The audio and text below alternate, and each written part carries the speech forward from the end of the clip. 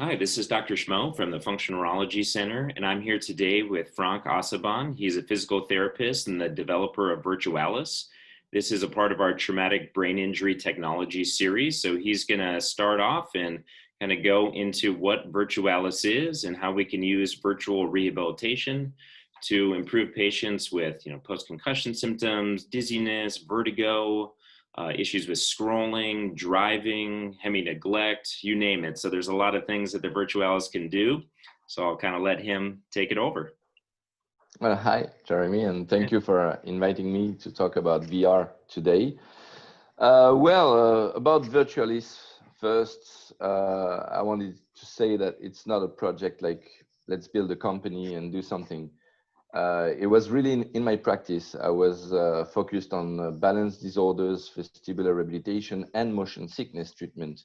So at the beginning, I was looking for solutions for motion sickness treatment to try to reproduce the problems and with habituation to try to manage motion sickness. So that's how it started with homemade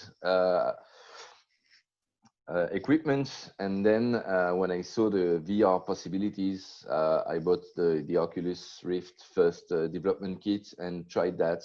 And that's how it started. I didn't know I would make a company out of it. It was really for my patients.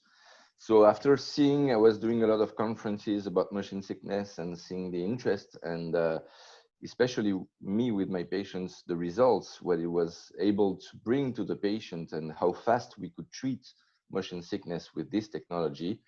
Then I built the company and started to develop for motion sickness, then balance disorders, vestibular rehabilitation.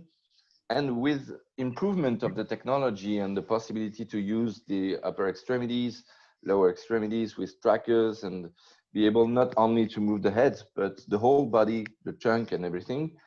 Then we started developing for neurology and general physical therapy, and also mirror therapy for the hand and upper extremity rehabilitation after stroke, for example. That's a bit of the history. All right, perfect. Yeah, so I mean, I saw and I've been following you guys for probably like a year and a half, and then I saw that you were in Chicago at the Vestibular Rehabilitation Conference. So I drove down, I remember I messaged you, I drove down there, I tried it out, and I loved it right away, just from the very beginning. I mean, at that point, so I've had some concussions and some kind of lingering symptoms here and there. And I remember the first time that you put me in the vertical, like optokinetics, I believe it was like scrolling upwards. And I really started to get this sensation of like vection and movement and motion. And then we went down, and then I stabilized and my body felt more solid and into the ground. I remember walking around the city later that day, and I was like, all right, this feels pretty good. So, I mean, it's really cool to see that, to be able to put patients in that environment and kind of find the stimulation that makes them feel not so good and then habituate their system to it. But then, what we've been doing is trying to get very specific with their exam and then stimulate these pathways to try and improve function. So say if their downward optokinetics weren't so good, then we might give them downward at different speed. So we're not, just doing habituation. We're trying to figure out what pathways are not functioning and then stimulating those pathways to get them to function better. So that's kind of how we're using it. So we're doing a lot of the optokinetic rehabilitation. We're actually doing a lot of like body weight holding. So we'll hold different weights, or we'll strap weights on the leg or strap weights on the trunk and increase proprioceptive feedback at the same time as we're giving visual information to try and kind of integrate that sensory mismatch that's going on. So, we see that a lot of people, as their vestibular system goes down and proprioceptively as they go down, their visual system ramps up. And then we put them in, and then we try and figure out what is overstimulating them and then habituate that, and then use the Virtualis to improve the other systems to get the vestibular system to function better.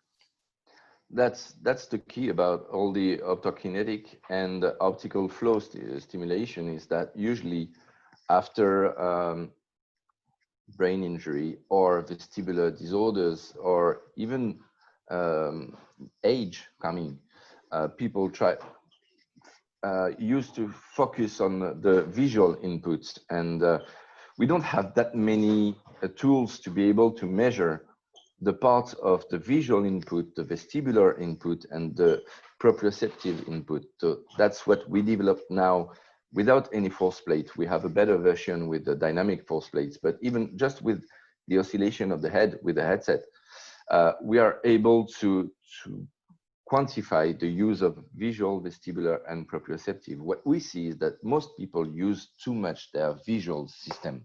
Mm-hmm. That's could explain a lot of PPPD symptoms, or people who feel dizzy in supermarket with crowd around, crossing the streets, with a lot of visual stimuli. And life is about visual stimuli in general, except if you stay at home.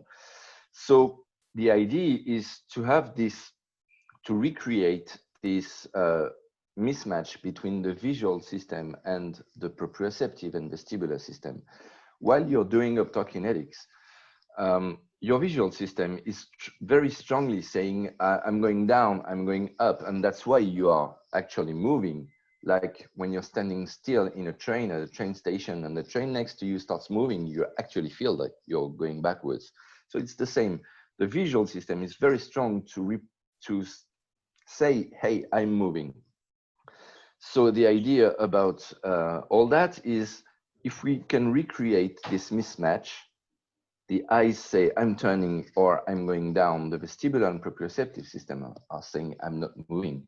Well, 2 beat 1. So the brain believes the visual system can be mistaken and rely more on the proprioceptive input. So that's exactly what you said about increasing the weight, the importance of the proprioceptive input, and diminish the visual input. That's the key.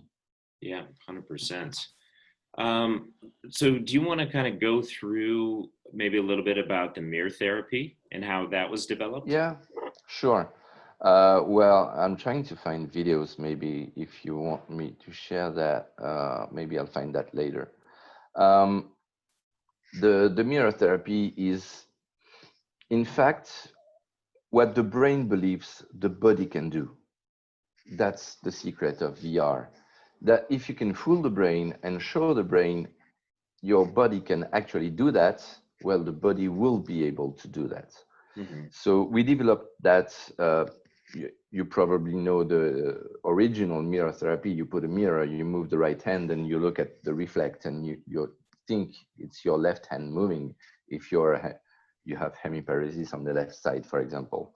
Well, it works. There's a lot of publications about the mirror therapy. But the patient needs really to focus on the mirror and knows it's a mirror, because if he moves his head, it doesn't work anymore. And it's very static. Life is not static. Life is dynamic. Always, you're always moving. So you have really to put your hand in a certain position, put your head in a certain position. So the idea about bringing that into VR is to have more functional movements. Even a game, you know, this game with a ball falling on your hand, that you have to move your hand for pronation, supination. And we are developing right at the moment. I was checking that during lunch break here, it's lunchtime in France, the new version with more realistic hands, and especially things to do like grab a ball and things like that. So the brain of the patient is not focused on, hey, it's rehabilitation, but it's focused on, I'm doing that, I can do that, it's possible, I can catch a ball with my hemiparetic hand. So it's a lot more dynamic, a lot more, even you can turn your head, you don't have to focus on the mirror. So we had amazing results. We're working with a neuro center in Belgium, and he's working with only chronic stroke. It means after at least 3 years after stroke. And well, at the beginning I was saying, I'm not sure you will have results with that kind of patients, because we in France commonly think after 2-3 years, if the patient is still like that, there's no way he will recover anything. So we still do physical therapy to work on the joints and a little bit of the muscles, but we don't think he'll be able to eat with a fork or to grab a glass of water or anything anymore. So he started doing that, and we have tons of videos. In just 2 months, So the protocol was 2 months of rehabilitation, 3 times a week for half an hour, 1 month stop, and then re-evaluation. So evaluation at the beginning and at the end after 1 month stop to be sure it's not an immediate effect, but the effect will remain.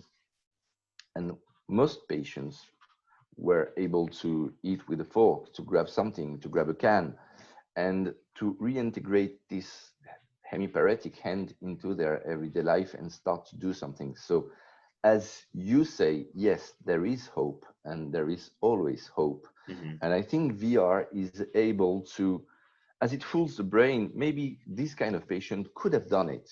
I mean, it's not magic.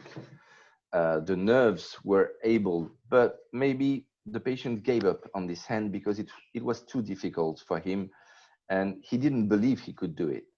So if the brain believes he can do it, in VR, we can, do this and see that, but we can also move the right hand and see only the left hand. So you can actually really focus on the hemiparetic hand.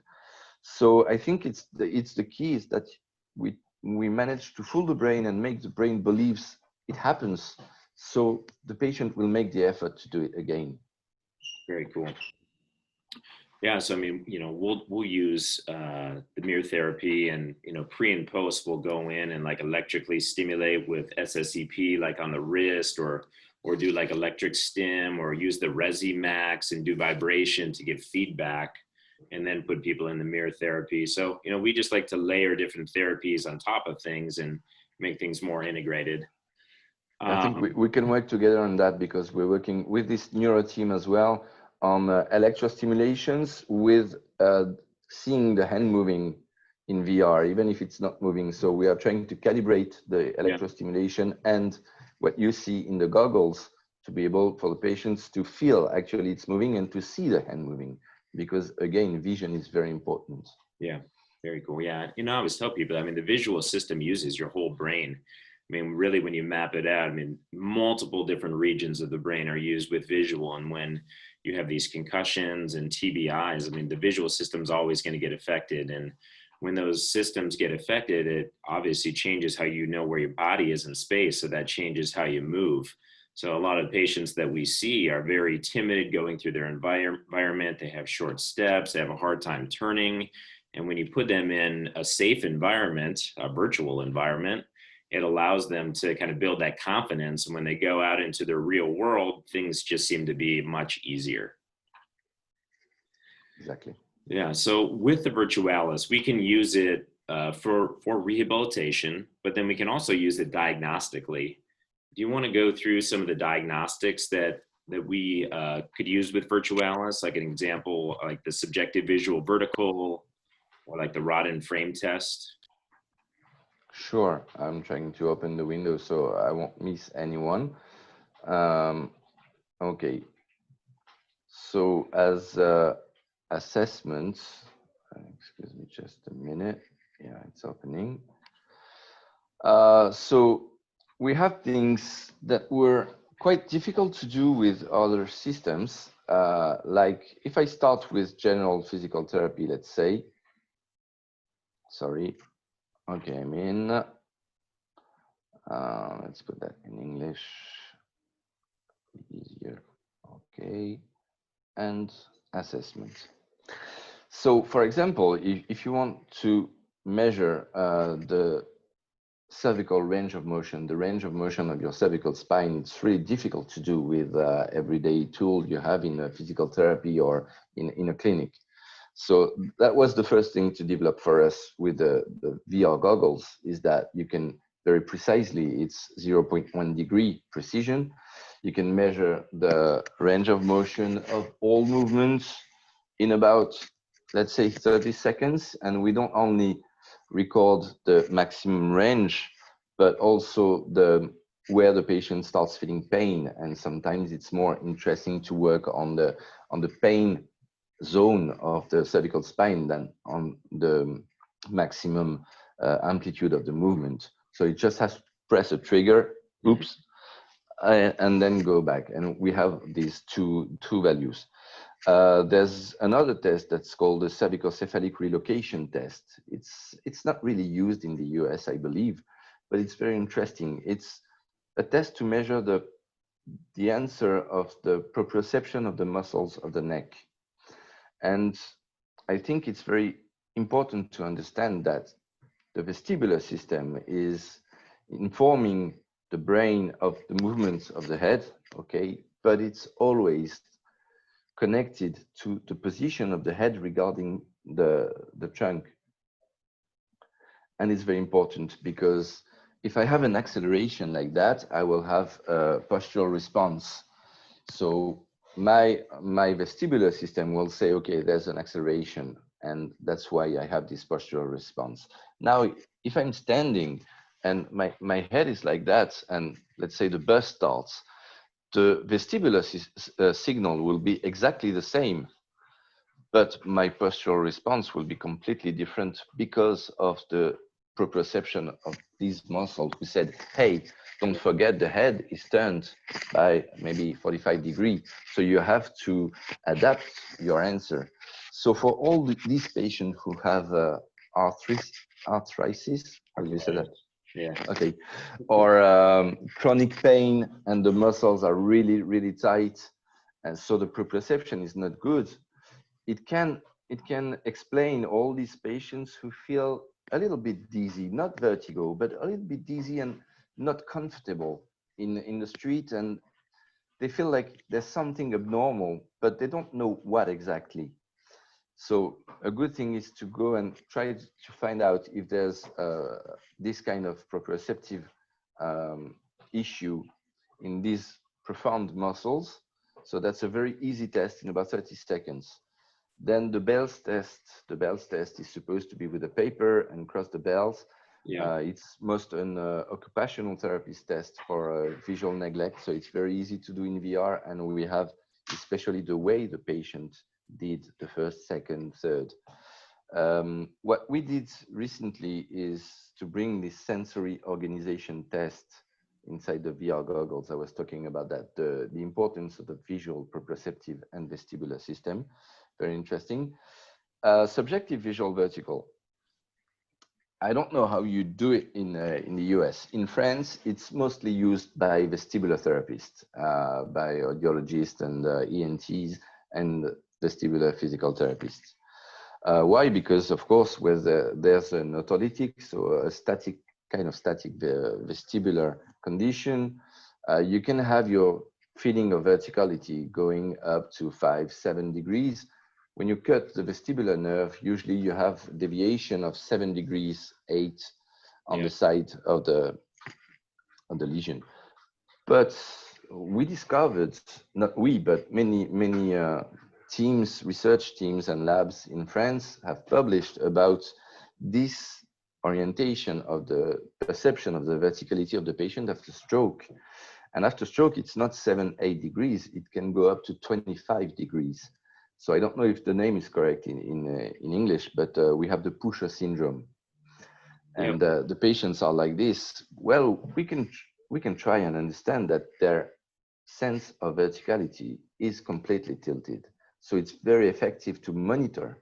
It's a test, of course, it's not rehabilitation, but to monitor the recovery of the patient, because we can see, okay, his vertical is 20 degrees on the left. That explains the way he's standing, and that will lead you to your choice of therapy for that. And then you can do it every day, every 2-3 days, and see that the sense of verticality is going to be normal again.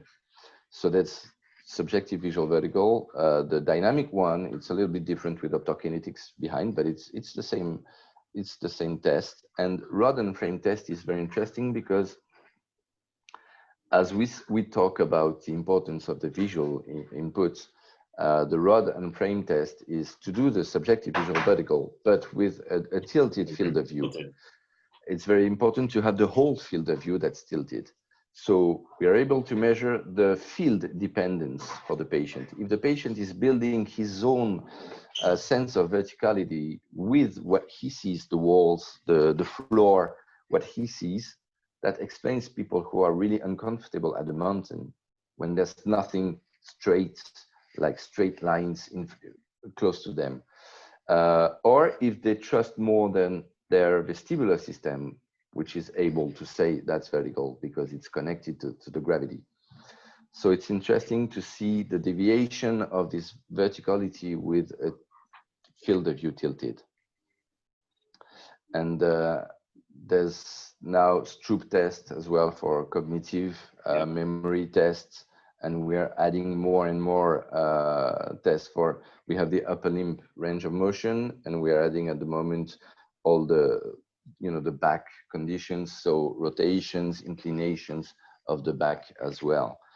And now with the posturography system, static and dynamic, we have access to a whole new world for evaluation and balance, such as the sensory organization test with dynamic conditions and weight repartitions of the way the people stand.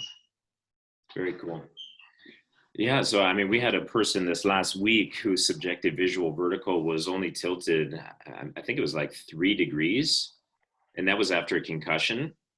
That was probably like a year ago where they had the concussion, and their SVV was tilted 3, and they felt still completely imbalanced, even with it tilted 3 degrees, which I found interesting. So like a lot of these more like central vestibular things that might be going on in like the thalamus and the PIVC and higher areas in the brain that aren't, brainstem or related to the peripheral vestibular system, I see just like small tilts and they still have symptoms where they might feel like they're floaty or rafty or slightly dizzy. And, we'll actually use the SVV to graph it out, but then we'll actually use it for rehabilitation. So we'll put people in there, put them on like a surface where they're not perfectly stable, put their feet on a foam pad, and then we'll take their head, bring their head up to center, and then have them try and find neutral. And when they're wrong, then we'll help recorrect them. So we've been using the SVV and the rod and frame for rehabilitation as well. Interesting. And you'll see for the rod and frame test, we did an option where you can take off the rod to be able to have just the room tilted. And we designed that for rehabilitation for Pusher syndrome. And we thought maybe if we could make the patient walk in what he sees tilted in the other way, it would help him go back to normal position. Yeah. So you could use that with even 2-3 degrees of tilt. You can choose and make the patient walk in the room, and maybe it could help to bring back his sense of verticality. Very cool. Yeah, so like a lot of the cases that we've seen where they're complex, people can't seem to figure them out. There's always something going on with their subjective visual vertical, and there's always something going on with like their translational, like TVORs. So we've used, we'll put people in like the subway and they'll have the controller and they can actually like shift themselves left and right. So we've been using that for rehabilitation. And then another thing, just people's perception of gravitational load moving up and down in this way. So we'll put people in the elevator. So we'll put people in the elevator and bring them up and down, and you'll see as they're going up, they might feel very, very uncomfortable. But as you bring them down, they sink into the ground and then their feet hit, then they feel steady. So I just think the vestibular system, the vestibular nuclei, the complexity of it, it's not just issues with like yaw and pitch. There's always roll issues and translational issues and issues moving in the vertical. So we have to try and assess that and pull it out and then rehab it. Well, I know you will hopefully soon have our new toy with a dynamic posturography, and the key is that it moves up and down as well. Okay. So it will fit with your needs, I hope, and with what you're trying to do, and maybe you will help us develop new tests with this kind of movements up and down translations, because it didn't exist in that kind of dynamic posturography systems. Very cool. Well, yeah. Is there anything that you would like to add about the Virtualis? Anything that you can think of? Well, I think you said most of it. Maybe the motion sickness part, but I don't know if you have this kind of patients in your clinic, motion sickness. Yeah, I mean, we do have patients with MDDS. We do have quite a few people that are out on boats here in Minnesota, and people do get off and feel dizzy and feel rafty. So yeah, let's hear about it. Well, actually, there was really a world between what I was able to do before VR and after VR. Again, if the brain experienced being comfortable in a situation, the next time the patient goes into this exact same situation, the brain believes it will go fine. So that's the key with all the C simulation, being passenger in a car, in a mountain road, and so it's always about bringing the patient to step by step, very slowly, because of course, if you start with huge waves, Yeah. there will be a really bad experience and you won't see your patient again. So it's about gradually progress, and the habituation system works very well on motion sickness. So it's not the only thing to do. You can see the video we made about motion sickness on our YouTube channel, but it's really one of the important parts of this kind of treatment. And I don't remember having one failure with seasickness. And as you know, we live in south of France, so very close to the sea. I had a lot of patients Yeah. who came for seasickness, and it's really effective, and it's quite easy to treat actually. It seems like it's so difficult, and I have to take tablets every time I take the book. No, in about 15 to 20 sessions, usually you just get rid of it as soon as you practice. I mean, if you go on sailing only once a year, then I need to see the patient for maybe 5, 6 sessions just before, the months before, and then it goes. If it's a regular sailor, then I don't see this kind of patients again. And maybe the last thing I would say is about, yes, Parkinson disease and the control of the movement with the upper extremities. Oh, yes. And Yeah. I was seeing, I went to see one of your colleagues in San Francisco. And during the training, he brought patients, and he had a patient with a very strong tremolo. How are you? Tremor. Tremor. Yeah. For Parkinson, and just maybe 15 minutes I had him for rehabilitation, and his wife was crying at the end because she said, I've never seen him like that since years. And he was amazed what he was able to do again, because we were not trying to help him on this particular, but he was playing, this electric track, and Yeah. he was trying to do it. So at the beginning he was like that, and after 3, 4 minutes I asked him, okay, just one hand. He said, I can do it. Try. And after just 2, 3 minutes he was actually really moving very smooth movements. And that's for neuro rehabilitation. It can be Parkinson or anything. Fooling the brain is the key. And if you try to bring the attention of the patient not on what you want, is that him stopping moving, but if you give him a goal, a goal to achieve, a game to play or anything, he will even forget, and Yeah. he will do it properly. Very cool. Yeah, like I also like the one with the balloons, where the balloons are in there. Yeah, You got the pointer, and you could go in to there, control. hit Yeah, the targets, and work on the reaction time. People love that one. So that's great. Basically, it's like having a Dynavision D2 or NSI board, in the virtual reality, which I know you guys are working on.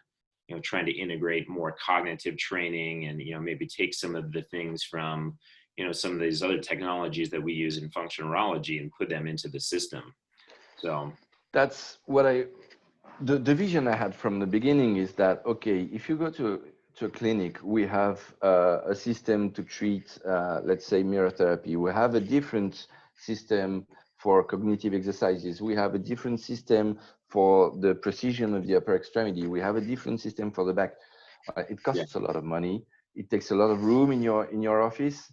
So I thought, okay, let's do everything we can do with just one system. And VR, the yeah, limit is our imagination. Really, now we can put trackers everywhere. We can do anything.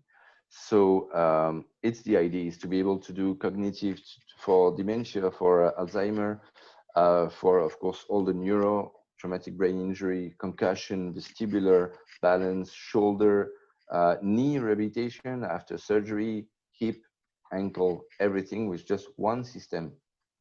And that's the goal. That's perfect. I was going to say one thing. People really love like the relaxation programs that you guys put in as well. Just like hanging out on the beach or, you know, walking through the forest, having the birds come around. It just seems to calm people down. People love it. We did that with, again, this neuro team in Belgium for hypnosis. Okay. Is that correct? Yeah. Yeah. So we decided to bring that back in a standard package of software, because even sometimes after optokinetics, for example, it can be quite strong. Yeah. So being able to relax, let's say just 5 minutes at the end with the VR goggles, and think about go back to normal for the heart system and blood pressure and everything. Sometimes we use it at the beginning to be able to adapt to VR, the 3D vision and everything, but most of it is mostly after. And it can be used also when you have to manipulate your patient with something that can be a little bit painful. You can bring him to the beach with the sun, focus on the sound of the waves, and then you can torture your patient and he won't feel anything. Or Yeah. adjust their painful ankle or something like that. Yeah. That's great. All right. Well, how can people find you? What's your website? www.virtualistvr.com. Okay. And then do you guys have a YouTube channel as well? Yeah. Well, you can find us easily. Just go on and search, and then Virtualist VR. Yeah. And as you know, well, you were our first user in the US. Yeah. When we met in Chicago, but now we have a company in the US. So there's an American company who will take care of the American people, and we have even a consultant for training who moves all over US to be able to provide the initial training, and we have a Virtualist Academy channel on YouTube with all the trainings. Okay. So we had a little bit of difficulties at the beginning for install and training, and everything set now. We have everyone up and running to be able to do as soon as the flights are open again. Yeah. We'll be able to. Yeah, maybe we can start a Virtualis Facebook group with all the doctors that are, you know, in the United States, and then we can get on there and chime in and talk about how we use it. Of course. Yeah. All right, Franck. Well, thank you so much, and I hope everything's going well over there in Paris, and we will be in touch soon. Thank you. Thank you very much. My pleasure. Bye, Jeremy.